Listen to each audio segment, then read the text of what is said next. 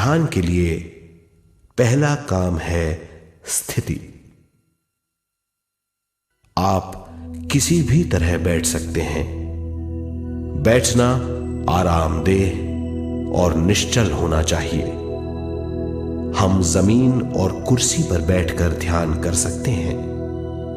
ध्यान हम किसी भी जगह कर सकते हैं जहां हम सुखदायी हों। आराम से बैठिए।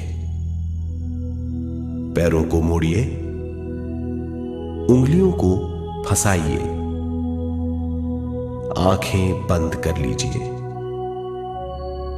अंदर और बाहर की आवाजों पर रोक लगाइए। किसी भी मंत्र का उच्चारण नहीं कीजिए। पूरे शरीर को ढीला छोड़ दीजिए। ढीला, बिल्कुल ढीला।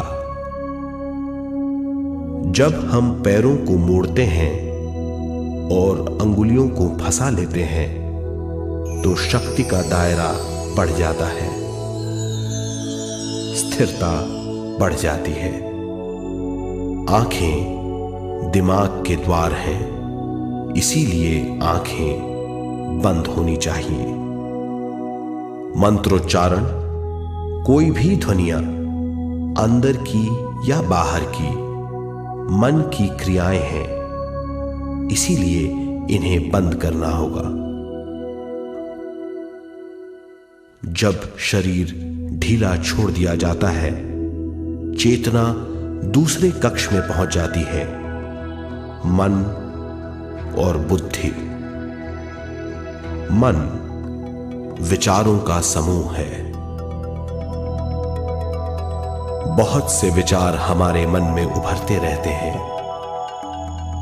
जब विचार आते हैं तो प्रश्न भी उठ खड़े होते हैं, जाने और अनजाने। मन और बुद्धि को भावातीत करने के लिए हमें अपनी सांस पर ध्यान देना चाहिए। अपने आप पर ध्यान देना हमारी प्रकृति है। जानबूझकर सांस न लीजिए। जानबूझकर सांस लीजिए, न छोड़िए। सांस लेना या छोड़ना अनायास होना चाहिए। प्राकृतिक सांस पर ध्यान दीजिए।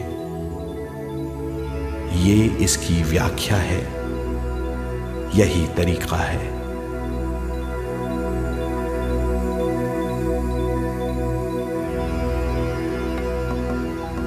विचारों का पीछा मत कीजिए। विचार, सवाल, उनसे चिपक मत जाइए। विचारों को हटा दीजिए। सांस पर पुनः ध्यान दीजिए। प्राकृतिक सांसों पर ध्यान दीजिए। सांसों में खो जाइए।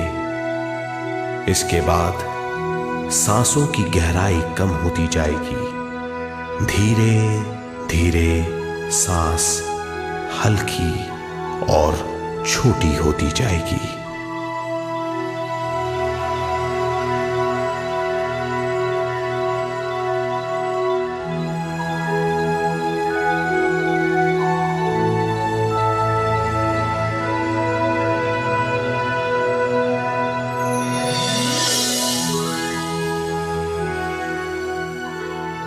आखिर में सांस बहुत छोटी हो जाएगी और दोनों भावों के बीच में चमक का रूप ले लेगी। इस दशा में हर किसी में न सांस रहेगी न विचार। वो विचारों से परे हो जाएगा। ये दशा कहलाती है निर्मल स्थिति या बिना विचारों की दशा। ये ध्यान की दशा है।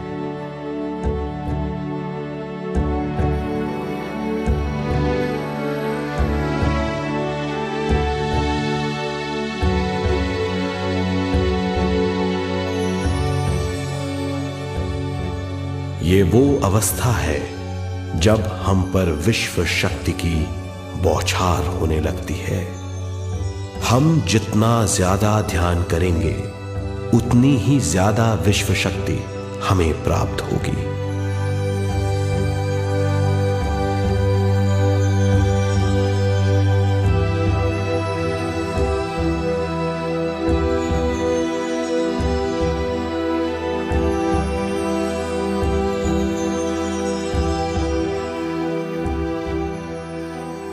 विश्व शक्ति प्राणमय शरीर की शक्ति में प्रवाह करती है। शक्ति से भरा हुआ शरीर प्राणमय कहलाता है।